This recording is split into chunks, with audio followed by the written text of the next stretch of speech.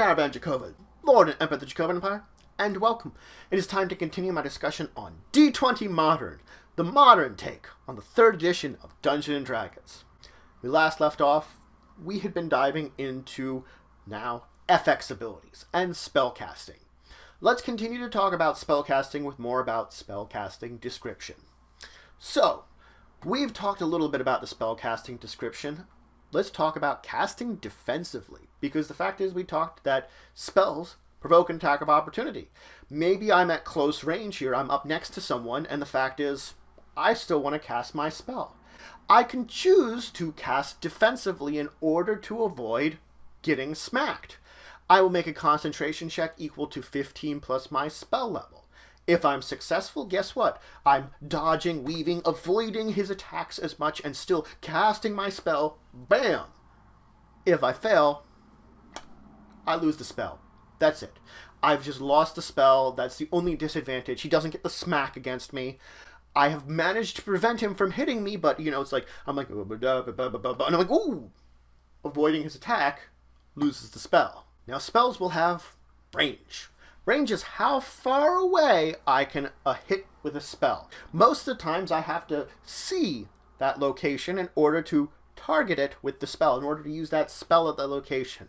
Now, if it's an area spell and I have it at the extreme range, the area will not go beyond my range. So you will cut off your area and not have as much area as you wanted because of this range modification. Now, if a spell says personal, it means the range is you. You just hit you. If the range says touch, that means I have to touch the target. They have to be close enough to get this special attack roll, a touch attack roll against them in order to touch them. Now I can move before I cast my spell and touch. I could cast my spell, move, and touch, or cast my spell and then touch and then technically move, but that's an entirely different situation. Effectively, I can move and intersperse where I'm touching, when I'm touching my target. I can also save this touching for later, technically speaking, which we'll talk about in a second. Now, this will require a ranged touch attack. This will be targeting an opponent's defense, and it will be an attack roll, and their defense will not include any kind of equipment or any kind of natural armor.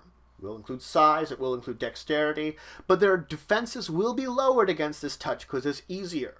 And I don't have to use this touch right away. I can hold the charge, so to say. This means that once I've cast the spell, I can choose to wait to touch something. Or if I miss, it doesn't discharge. It's still in my hands until I touch something. Whether it's myself and I'm like, I hit myself, or as soon as I succeed on that touch attack and hit the target. Both are times that I'm actually touching them to get them affected by the spell.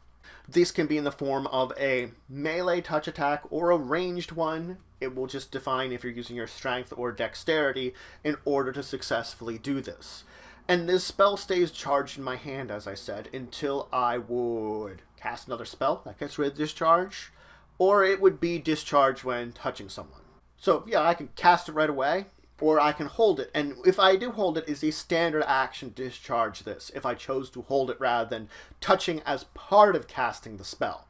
Which it is important to note that the touch itself does not provoke an attack of opportunity, unless it's a ranged touch. Normally, that's just a range attack then, that provoking. But the spell casting will still provoke. So you do have to watch out for that. But as I was saying, discharging later on, standard action. I can use that standard action against a friend also. Or if I use a full round action, 6 friends. I can auto-touch myself or a friend as part of the spell casting, or a group of friends if they're around me.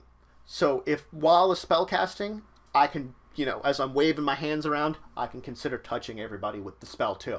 So that's an advantage of discharging it right away.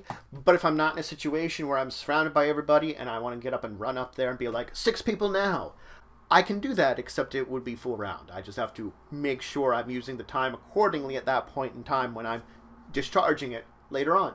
Now, this isn't the only ranges. There's close, medium, and long ranges, which are basically defined ranges, which you can see in the book. Also, a spell may just say range. It might give a number of feet, that is the range of it regardless.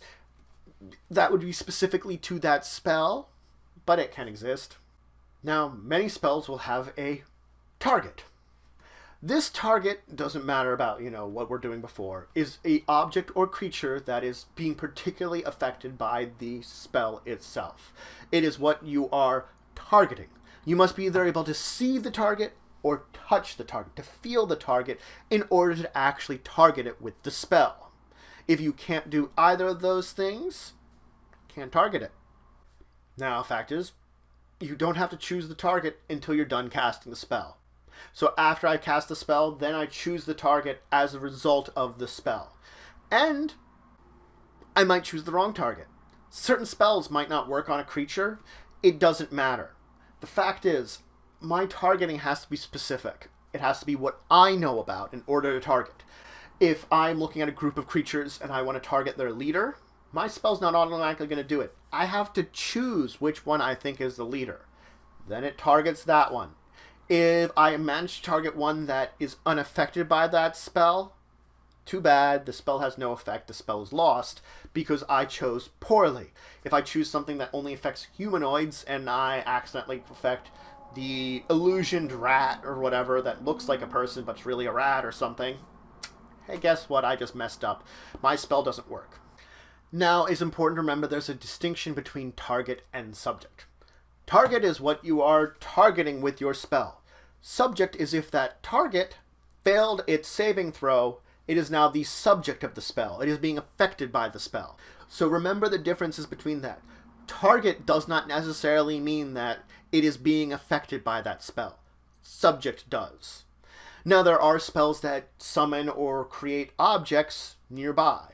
This is a little different because it has to be within range, but I can designate a point I can see, or I can sort of estimate a point somewhere that I'm going to have it appear. I could be like, it's going to appear 100 feet over that way. Do I see over that way?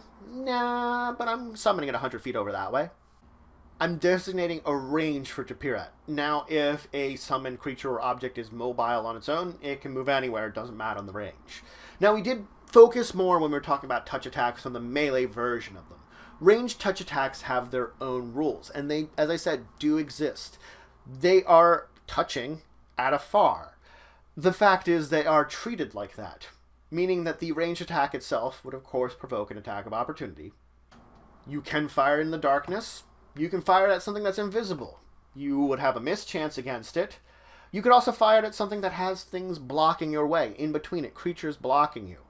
They will either block your line of sight or provide cover. But I can fire it just the same. If this has a duration, any kind of ray, the main type of this is rays. Rays are the main type of this that you're going to be using with ranged touch attacks, and we have to really distinct between them.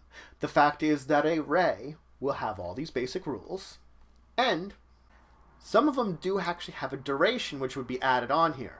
The duration doesn't tell you how many times you can fire the ray. That would be something else entirely. It means if I hit someone with the ray, that's how long it will last on them. Rays tend to have less things like saves and spell resistance because it's an attack roll. Some of them do, but they tend to have it less. Now, that's it for today. I dove more into spellcasting in a modern world. So I began to talk about more information. I finished talking about, well, casting the spell and casting it on the defensive before talking about range, which is important to talk about because we talked about all the touch spells. We then moved into talking about, of course, targets, who you're targeting, and we began talking about some of the effects. And especially we talked about the effect of your rays. Pew, pew, pew. Those are your ranged touch attacks.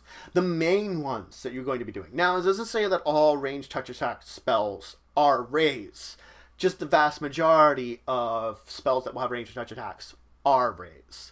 There is a little distinction there, but they do function similarly to most degrees.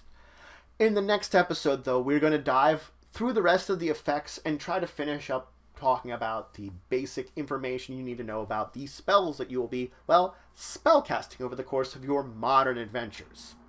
But if you have any questions, comments, anything you want to say, anything you think I left out, please leave in the comments below. Please like, share, and subscribe. It shows you for the channel, the Empire, the work I do. If you want to show some extra support, you can always check out my Patreon. Link description below. There's some great rewards there. Helps to grow and improve the channel and the Empire. Regardless, until the next time, I bid you farewell.